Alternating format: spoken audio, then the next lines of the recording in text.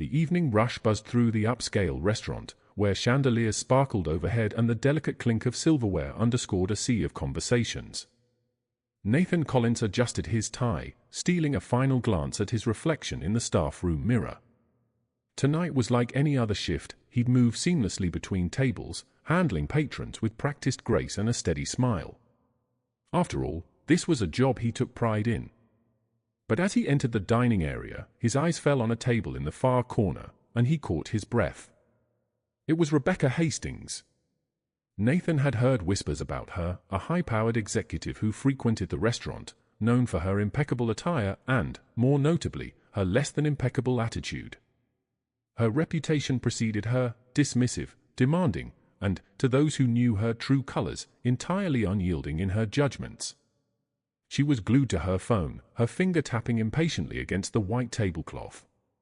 Nathan approached with a polite smile, the same one he offered every guest, and greeted her, "Good evening. Can I start you off with sparkling or still water?" Rebecca didn't look up, merely sighed in a way that seemed to amplify her irritation. "Sparkling," she muttered, waving him off dismissively, "and hurry up. My time is valuable." Nathan felt a pang in his chest, but he nodded, keeping his face carefully composed. Turning toward the bar, he couldn't help but overhear her voice drifting behind him.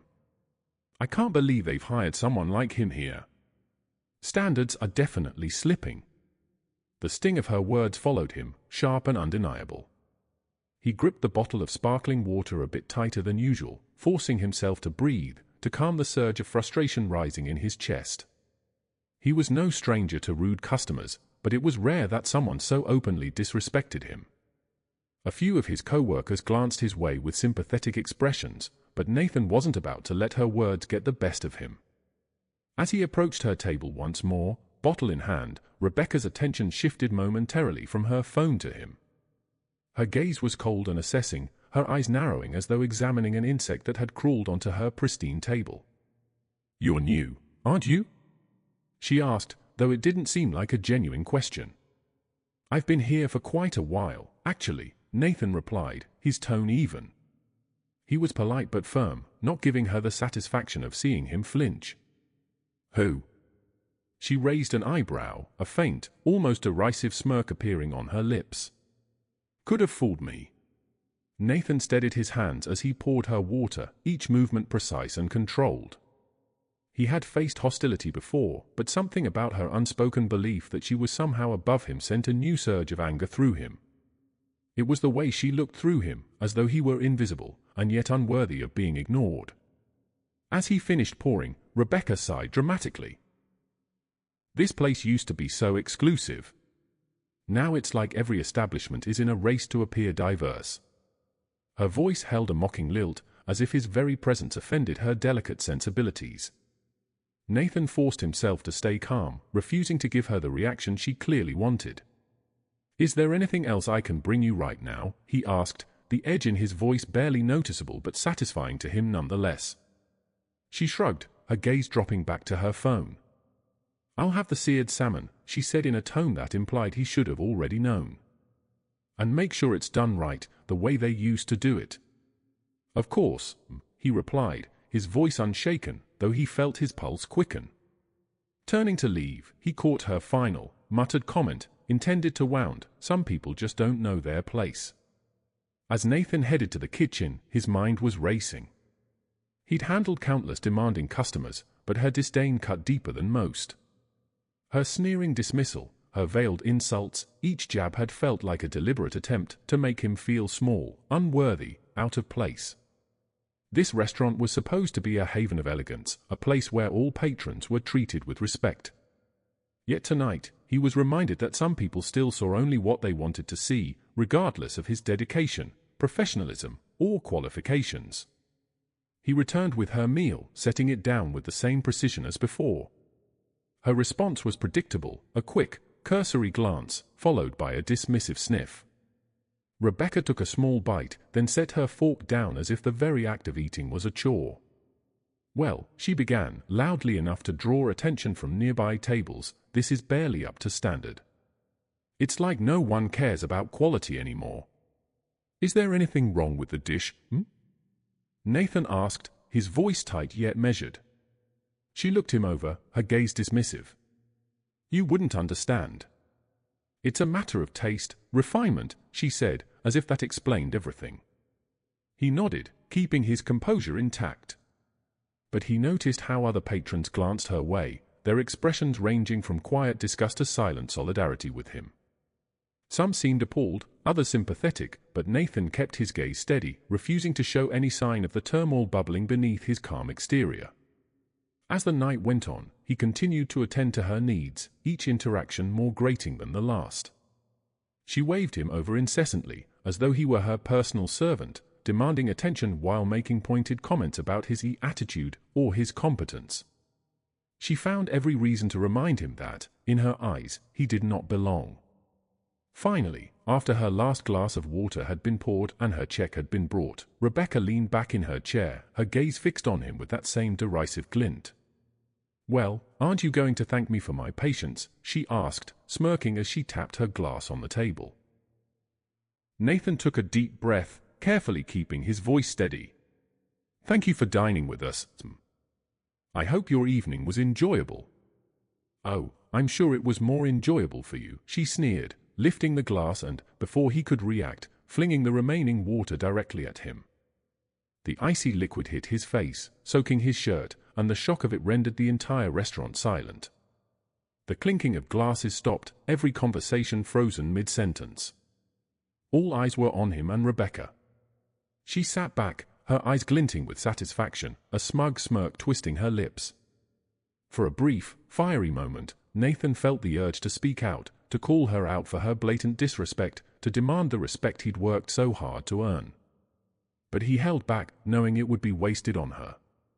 Instead, he straightened, his voice calm yet resolute. I'll get you that refill. Rebecca's smirk faltered slightly, her surprise barely hidden. But before she could respond, James, the restaurant manager, appeared beside them, his expression dark with anger. Is there a problem here? James asked, his tone laced with barely contained frustration. Rebecca's expression shifted, realizing she'd attracted more attention than she'd intended. But she recovered quickly, turning to James with an air of entitlement. Yes, there is. This server has been nothing but disrespectful, and I demand he be fired immediately. James remained unmoved, his gaze flickering between Nathan's drenched shirt and Rebecca's haughty glare. He let out a measured sigh. We have a strict policy against abusive behavior toward our staff. I'm going to have to ask you to leave. For a moment, Rebecca's confidence wavered, her eyes widening in disbelief. You're asking me to leave? I'm a paying customer. Yes, James replied, his tone unwavering. We're happy to refund your meal, but I need you to leave the restaurant immediately. The dining room was silent, every patron watching as Rebecca's face turned red, her mouth opening and closing in shock. She snatched up her coat, sending one final glare Nathan's way before storming out, her heels echoing on the polished floor. As the restaurant gradually returned to its usual hum, Nathan felt a quiet sense of victory settle over him. Whatever power she thought she had was gone, crumbled in front of everyone. And as he resumed his rounds, he couldn't help but feel lighter, as though he'd finally shaken off the weight of her disdain. The morning after the encounter with Rebecca Hastings, Nathan arrived at the restaurant feeling a mix of unease and exhaustion. Despite the momentary satisfaction he'd felt watching her leave, the lingering weight of her words and actions still tugged at him. He knew people like Rebecca rarely let things go. As he walked into the staff area, he noticed some of his co-workers exchanging glances and whispers. A few offered him sympathetic nods, which only heightened his sense of dread. When he reached the back office, James, the manager, was waiting for him, his expression unusually serious. Nathan, James said, motioning for him to sit down. There's something we need to talk about. Nathan's stomach tightened as he took a seat across from James. He could already sense where this conversation was headed. Last night's incident hasn't ended quite yet, James continued, flipping open a folder on his desk. Rebecca Hastings has filed a formal complaint against you with the restaurant's upper management. Nathan's heart sank. A complaint? About what? James sighed, rubbing the back of his neck. She claims you were unprofessional, that you embarrassed her in front of other patrons, and his expression hardened, a flash of anger evident. She's also alleging that you harassed her based on her race. Nathan felt a surge of indignation rise within him, but he forced himself to remain calm. She threw water in my face, James. Everyone saw it. I didn't do anything to provoke her. I know, James said, nodding firmly. And I've already sent my report to management explaining what really happened. We also have multiple witnesses, other patrons who were just as appalled by her behavior as we were. I want you to know that we're standing by you, and so is management. Nathan let out a small sigh of relief, though the anger still simmered under his calm exterior. Why go this far, then? She humiliated herself. Why can't she just leave it alone? James leaned back in his chair, his gaze steady. People like Rebecca Hastings aren't used to being told no, and they're not used to consequences. She thinks her status and her money give her power over everyone else. When someone like that is challenged, they push back, harder and uglier than before. It's a reflex for them. Nathan clenched his fists, forcing himself to breathe evenly. So what happens now? Management will review the complaint, but we've already spoken with several patrons who witnessed the entire thing. They've agreed to support you if it comes to that. We've also got security footage showing everything from the moment you approached her table until the second she left. You have nothing to worry about. Nathan nodded, feeling a mix of relief and frustration. It was comforting to know that James and the patrons had his back, but the fact that Rebecca was still attempting to twist the narrative left a bitter taste in his mouth. Thanks, James. I appreciate you going to bat for me, he said, grateful for the support. James gave him a firm nod. You're one of our best, Nathan. I'm not about to let someone like her jeopardize that. This is just a formality, and it'll blow over soon enough.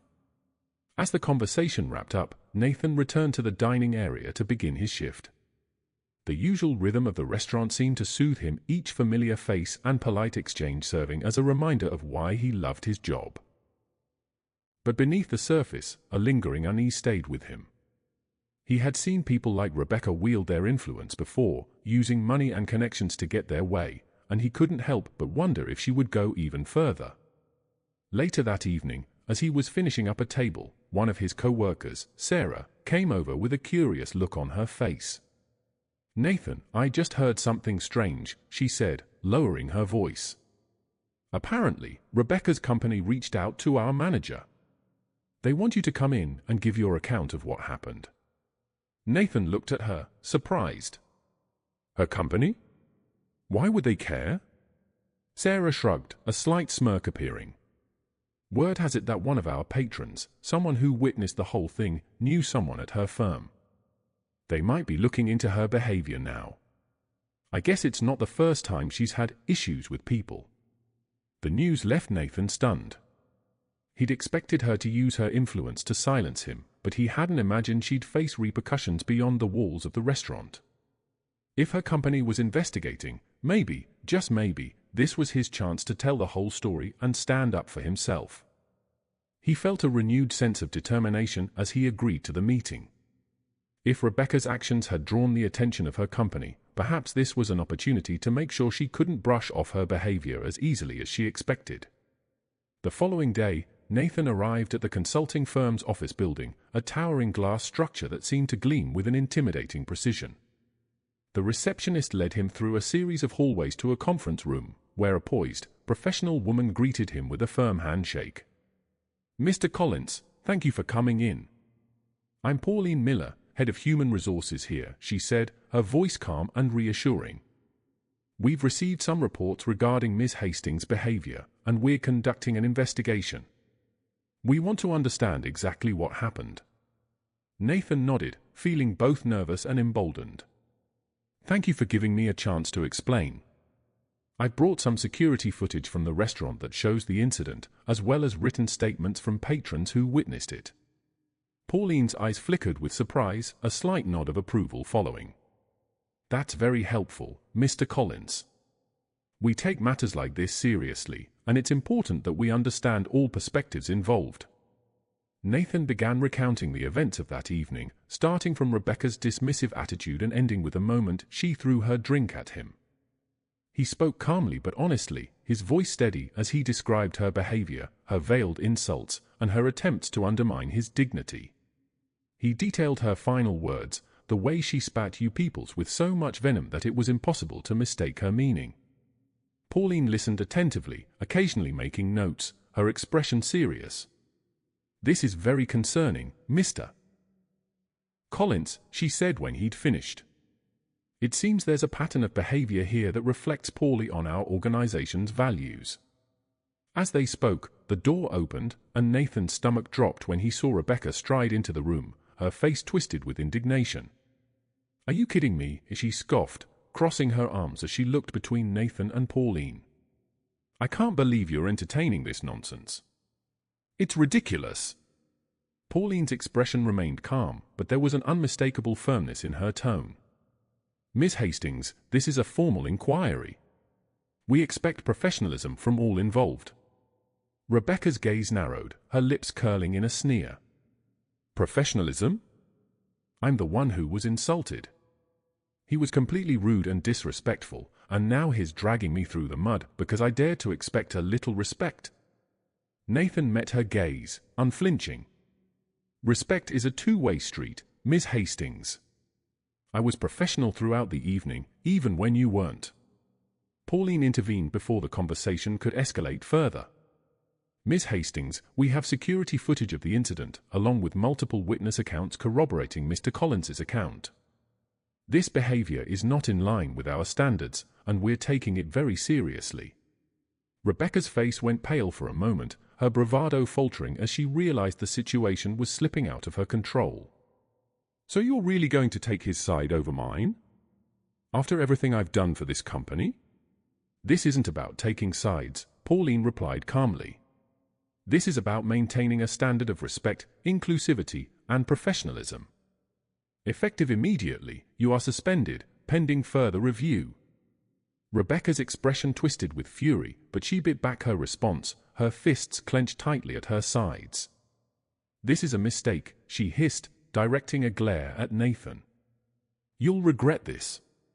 Nathan met her gaze, feeling a sense of closure settle within him. For the first time, he had faced someone who had tried to demean him, and he hadn't backed down. He'd stood his ground, and she'd been forced to face the consequences. As he left the office, he felt a strange mix of relief and apprehension. He had taken a stand, and though he knew people like Rebecca rarely accepted defeat, he felt more resolved than ever to remain unshaken in his principles. A week after his meeting with HR at Rebecca Hastings' company, life had returned to a semblance of normalcy for Nathan. The support he'd received from his colleagues and even from patrons left him feeling empowered, as if a collective goodwill buoyed him through each shift. But a quiet tension remained. He knew people like Rebecca weren't accustomed to facing consequences, and something told him he hadn't seen the last of her. His intuition proved correct when, one evening, as he was closing out the last few tables, a familiar figure walked through the door. Rebecca Hastings, looking as smug and entitled as ever, strode into the restaurant. Her sharp eyes scanned the room, immediately landing on Nathan with a glint of defiance. She marched straight toward him, her heels echoing on the polished floor, her expression one of disdainful amusement. "Nathan," she said, her tone dripping with sarcasm. "Still here, I see. Clearly, this place has no standards left." Nathan's heart pounded, but he kept his expression calm, determined not to let her get under his skin. "Good evening, Miss Hastings," he replied, his voice polite but firm. "If you're here to dine, I'm happy to seat you. Otherwise, I'll have to ask you to leave." "Oh, I'm not here to dine," she sneered. "I just came by to let you know that your little show didn't work. I've spoken to people who matter in this city, people who won't be fooled by some waiter with an attitude." Nathan felt the burn of her words, but he stood his ground. "Respect goes both ways, Miss Hastings. If you want it, you have to show it." Rebecca laughed, a cold, mocking sound that drew the attention of nearby patrons. Respect? You think you've earned my respect? You're nothing more than a token hire, Nathan. They keep you around because you make this place look inclusive. The words struck a familiar chord of anger, but Nathan forced himself to stay calm. If you can't treat people with basic decency, Miss Hastings, then you're the one who doesn't belong here. She leaned in, her voice dropping to a venomous whisper. People like you don't belong in places like this. You should be grateful they even let you serve here. Without that precious diversity quota, you'd be on the streets. Nathan clenched his fists, feeling the tension rise in his chest. But instead of backing down, he looked her directly in the eye, his voice steady. I'm here because I'm good at my job, and that's something you'll never understand. You might have power, money, and connections, but all you know how to do is look down on people. Rebecca's face flushed with anger, her mouth twisting into a snarl. I don't need to justify myself to someone like you. People like you think you can waltz into spaces you don't deserve and pretend you belong. But we both know you'll never be anything more than the help.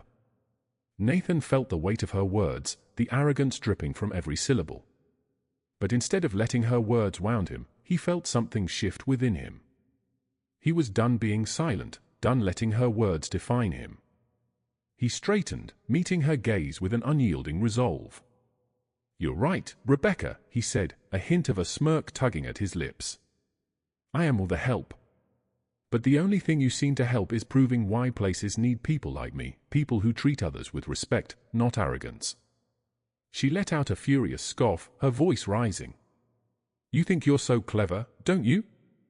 Thinking you're some kind of hero because you got me suspended. This isn't over. I know people who could ruin this place, who could make sure you never work in this city again. Before Nathan could respond, James, the manager, appeared beside them, his expression stern. Miss Hastings, we've already discussed this. You were banned from this establishment due to your behavior toward our staff. I'm going to have to ask you to leave immediately. Rebecca turned to him, her eyes blazing with indignation. Banned? You're banning me?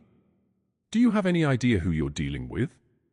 Yes, I do, James replied firmly. And we have a policy against abusive behavior. If you refuse to leave, I'll have no choice but to call security. Her face twisted, and she crossed her arms defiantly. Go ahead, call them. Let everyone see how you treat your most valuable clients. This place is nothing without people like me. James remained unfazed, nodding to the hostess nearby to signal for security. Rebecca's face reddened further as she realized she was losing control over the situation. Her voice turned shrill, echoing through the dining room. You think you can treat me this way and get away with it? I know people who can make your life a living hell. This place needs people like me, not some pathetic little waiter who thinks he's special. Nathan remained calm, though his heart raced. He watched as Rebecca's desperation unfolded before him, her arrogance collapsing as she realized she was no longer untouchable. He took a step forward, his voice quiet but strong. Funny, Miss Hastings, he said, meeting her gaze unflinchingly, because the only thing you bring to places like this is a reminder of why policies like ours exist in the first place. Her mouth dropped open in shock, her eyes widening with fury. You have no right to speak to me that way. You'll regret this, Nathan. You'll regret this. As security approached, Rebecca seemed to reach the peak of her anger. She turned to them, her voice trembling with rage. Do you know who I am? I'm Rebecca Hastings, and I will not be treated like some common person. Security didn't flinch, calmly escorting her toward the door. She glared at Nathan one last time, her voice filled with venom. You think this is the end? You people will never get it, thinking you can belong in places like this. Nathan watched as she stormed out, the door swinging shut behind her.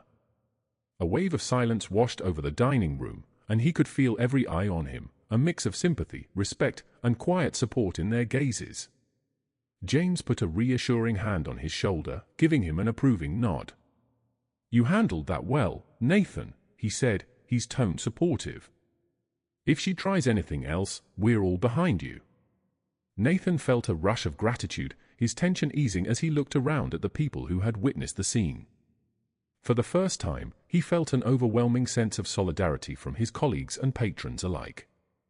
It was as though they had all silently rallied around him, a collective shield against the bitterness Rebecca had tried to throw his way. As the night wound down, Nathan returned to his rounds, feeling lighter than he had in days. There was a sense of finality in watching her leave, knowing she had no power over him or his life anymore. The restaurant had become more than just a job, it was a community that stood by him, a reminder that respect was a two-way street and integrity was worth defending. Later, as he finished his shift, James pulled him aside, his expression thoughtful. "Nathan, I just got an unusual call," he said, his voice a mix of intrigue and satisfaction. "It's from HR at Rebecca Hastings' company. They're asking if you'd be willing to share your account of what happened here." Nathan raised an eyebrow, surprised but intrigued. "They're still investigating her?" James nodded, his smile faint but encouraging. "It seems like they're taking this seriously. Someone in the firm must have witnessed her behavior here or heard about it. I think they're finally beginning to understand the kind of person she is."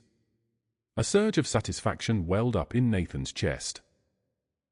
The thought of speaking up against her yet again, of sharing his experience so that her actions couldn't be swept under the rug, filled him with a renewed sense of purpose. He had faced her head-on, and now, perhaps, he'd have the chance to make sure her behavior had lasting consequences. "Then I'll do it," he said firmly, a new determination settling within him. "It's time people like her see that they can't treat others like this without repercussions." As he left the restaurant that night, Nathan felt a sense of pride in his resilience, a pride that wasn't just about standing up to Rebecca Hastings, but about proving to himself that he had the courage to demand respect, no matter who tried to deny it to him. And with the support of his colleagues and a community that stood by him, he knew he'd never again let someone like her make him feel small. It had been a few weeks since Nathan's last encounter with Rebecca Hastings at the restaurant. Life had returned to a comfortable routine, with supportive co-workers and patrons who had shown him solidarity through quiet gestures of appreciation and respect. Nathan's world felt a little lighter, a little freer, as he moved through his shifts with renewed confidence. One sunny Saturday afternoon, Nathan took advantage of his day off to wander through the city's open-air market. The bustling energy, the vibrant colors of stalls filled with fresh produce and artisanal goods, made for a refreshing break from his usual routine. He was admiring a vendor's handcrafted jewelry when he heard a voice he thought he'd left behind, cutting through the crowd with a familiar, venomous edge. Well, look who thinks he's somebody now." Nathan turned, his body tensing as he spotted Rebecca standing a few feet away, her arms crossed and a sneer curling her lips. She looked different, her face was drawn, her clothes slightly disheveled, and there was a weariness in her eyes that hadn't been there before. "Rebecca," Nathan replied, his voice calm but wary. "What are you doing here?" She gave a mocking laugh. "What, I'm not allowed to shop in the city anymore? Or are you planning on telling me where I can and can't go?" Nathan clenched his jaw, resisting the urge to engage. He knew better than to feed into her games, but her mere presence grated on him. He took a steadying breath. "Look, Rebecca, if you have something to say, just say it. I don't have time for your drama." Her face twisted with anger. "Drama? You think you're above me now, don't you? Just because you managed to get me suspended, you think you're somebody important." Nathan shook his head, his voice measured. "This has nothing to do with thinking I'm better than you. This is about treating people with respect, something you clearly still haven't learned." The crowd around them began to slow, passers-by catching wind of the tension and casting curious glances their way. Rebecca seemed to notice the attention, her anger flaring even brighter. "Oh, I know what this is about," she spat, stepping closer to him, her voice dropping to a low, menacing tone. "You think you've won? You think you can humiliate me and get away with it? Well, I'm here to remind you that people like me don't let people like you get away with things like this." Nathan raised an eyebrow, his voice calm yet pointed. "People like me? You mean people who don't tolerate disrespect and entitlement? Or people who won't let you push them around anymore?" Her eyes blazed, and for a moment, he saw the flash of unfiltered hatred that lay beneath her polished veneer. She took another step closer, her voice dripping with contempt. "You think you're so clever, don't you? Some self-righteous hero. But here's the truth, Nathan. No matter what you do, you'll never be anything more than what you are, nothing." The insult hung in the air, but Nathan felt an unexpected wave of calm settle over him. Her words no longer stung as they once might have. Instead, they seemed hollow, the desperate attempt of someone who had already lost everything that mattered to her. "You're right, Rebecca," he said, his voice steady. "I am who I am, and I'm proud of it. But all you've done is show everyone who you really are." Her face twisted, and without warning, she shoved him, hard enough to make him stumble back a step. The force of it drew audible gasps from onlookers, and several people instinctively pulled out their phones, recording the unfolding scene. "Get your hands off me," Nathan said, his tone turning icy as he steadied himself. Rebecca's voice rose, her tone loud and shrill as she pointed a manicured finger at him. "Oh, you poor thing. Playing the victim again, just like you always do. You're nothing but an arrogant, entitled little pest who thinks he's entitled to respect." Nathan stood his ground, his voice calm and unwavering. "Respect has to be earned, Rebecca. Something you clearly don't understand." A few people in the crowd murmured their agreement, while others looked at her in shock, shaking their heads in disapproval.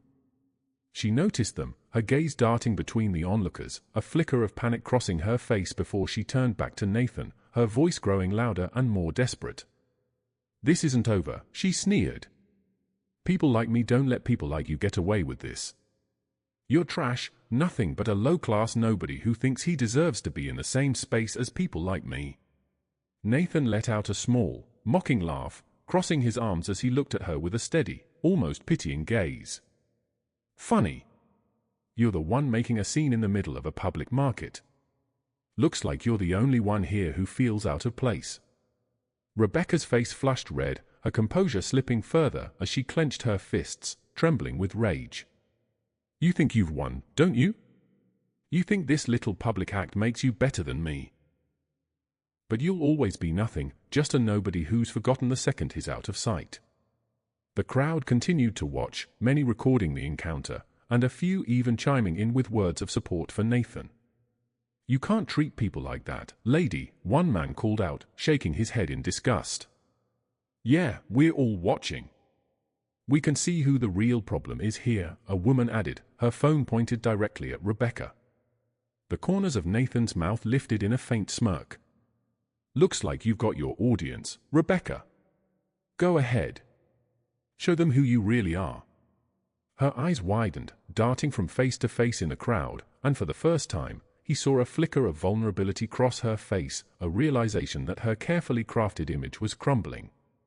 In one final, desperate attempt to regain control, she raised her hand and slapped him hard across the face, the sound echoing through the stunned silence of the market.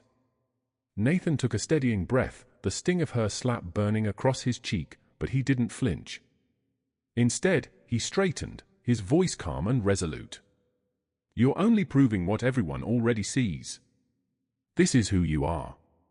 Just then, two police officers pushed through the crowd, having been alerted by bystanders who had witnessed the commotion.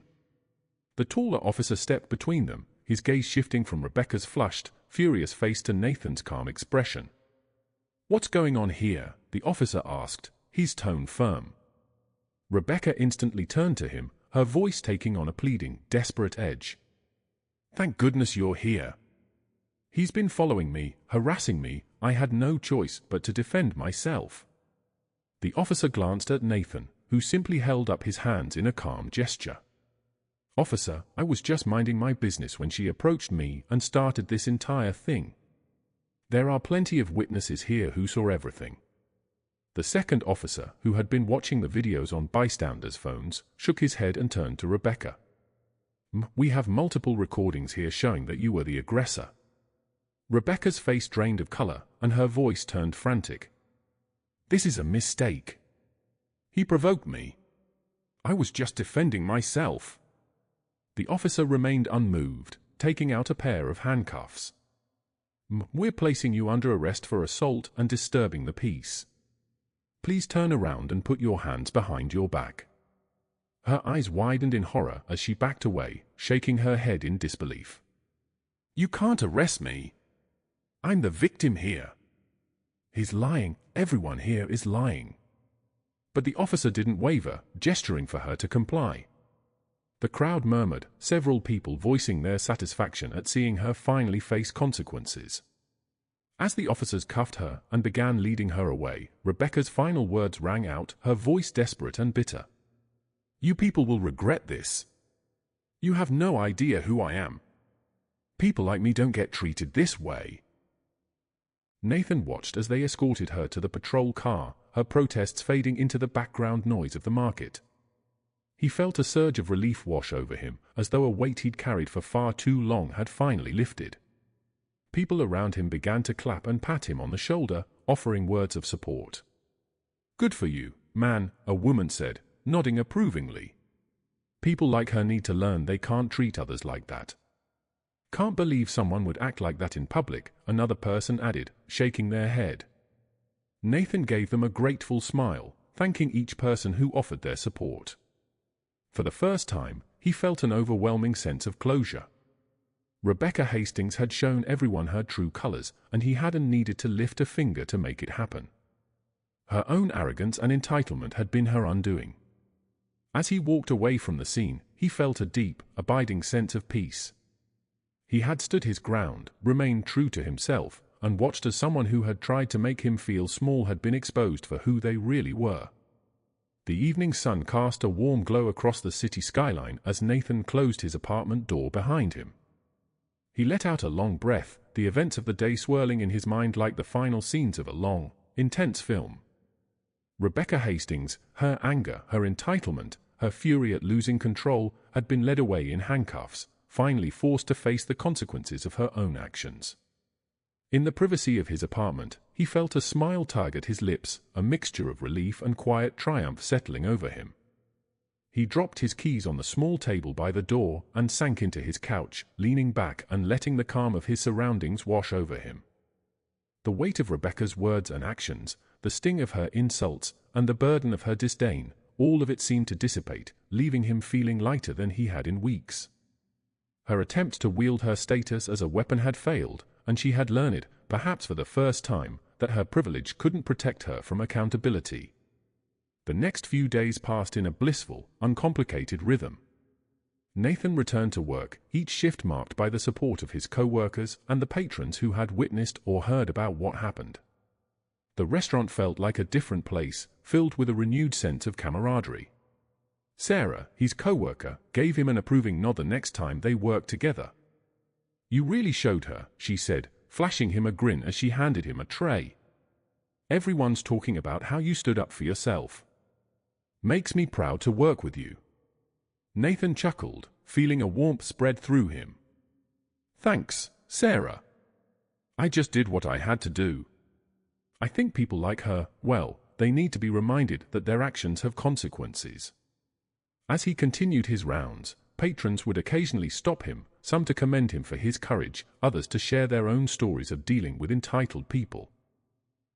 The collective support fueled a newfound strength in Nathan, a quiet but powerful reminder that his actions had resonated far beyond that single confrontation. He had become, in his own way, a symbol of resilience for the people around him. One evening, as the dinner rush began to slow, James approached him with a curious smile. "Nathan, there's someone here who wants to speak with you," he said, nodding toward the hostess stand. Nathan turned, surprised to see Pauline Miller, the head of HR at Rebecca's company, waiting near the entrance. She looked around the restaurant, her gaze warm and appreciative as she spotted him and offered a friendly wave. Intrigued, Nathan made his way over. "Pauline," he said, extending his hand, "good to see you." "Please, call me Pauline," she replied, shaking his hand firmly. "I wanted to stop by to thank you in person. I also wanted to let you know that the investigation concluded and Miss Hastings will no longer be working with us. Her behavior was unacceptable, and I appreciate you taking the time to share your experience." Nathan felt a wave of gratitude. Thank you for listening and taking it seriously. I wasn't sure if anything would come of it, but I'm glad you're holding her accountable." Pauline's expression softened, her eyes reflecting a sense of sincerity. "What you did took courage, Nathan. Most people wouldn't have had the resilience to face someone like her and stand up for themselves. You reminded us all that respect is a fundamental value, one that we can't afford to ignore." She paused, glancing around the restaurant. "Your manager and co-workers speak very highly of you. It's clear you're respected here, and after everything I've seen, I can understand why." Nathan felt a flush of pride, a deep sense of accomplishment swelling within him. "Thank you, Pauline. It means a lot to hear that." She gave him a warm smile. "If you ever decide you're interested in a career shift, don't hesitate to reach out. We're always looking for people with integrity and strength of character, and you, Nathan, are exactly the kind of person we need."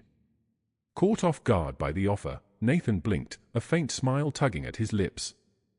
"That's very generous of you. I'll definitely think about it." Pauline nodded, giving him one last encouraging look before heading toward the door. As she left, Nathan felt the weight of everything he'd been through lift even further. Standing up to Rebecca hadn't just changed his life, it had created ripples, touching the lives of those around him in ways he hadn't even anticipated. He had transformed from someone who swallowed his pride in the face of prejudice to someone who demanded respect, both for himself and for those who witnessed his journey. In the weeks that followed, Nathan settled back into his life with a sense of newfound purpose. There was a quiet confidence in his every step, a pride that came not from titles or status, but from the knowledge that he had faced the worst and emerged stronger, unbowed. He noticed the subtle changes in how others treated him, a colleague offering to help carry trays, a customer giving him an approving nod, a regular patron sharing their own experiences of overcoming prejudice. One evening, after his shift had ended, James clapped him on the shoulder as they walked toward the staff area. "You're a legend around here now, Nathan," he said, a proud glint in his eye.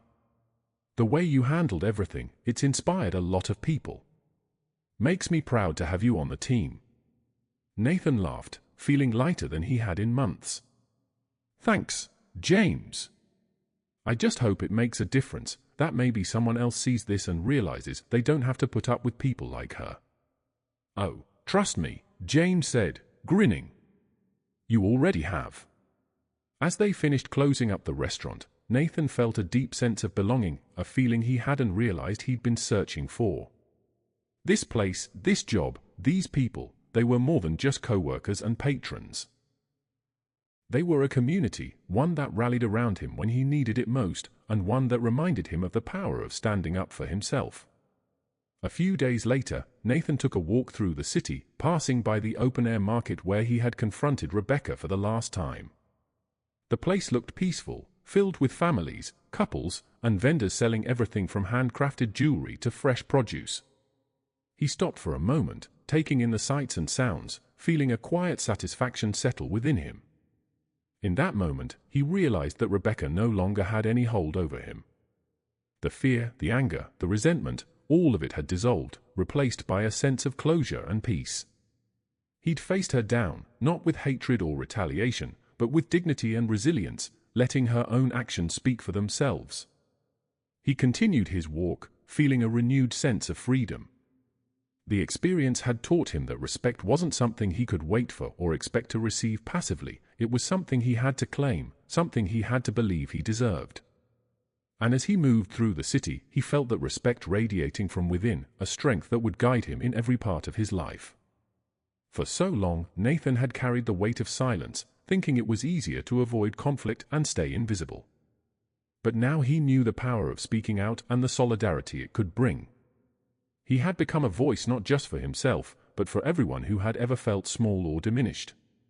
And in doing so, he had found a community, a sense of purpose, and a confidence that no one, not even someone like Rebecca Hastings, could ever take from him. As dusk settled over the city and the first stars began to appear, Nathan looked up at the sky, a quiet smile on his face. He had faced the worst and come out stronger, and he knew, deep in his heart, that he was ready for whatever tomorrow might bring.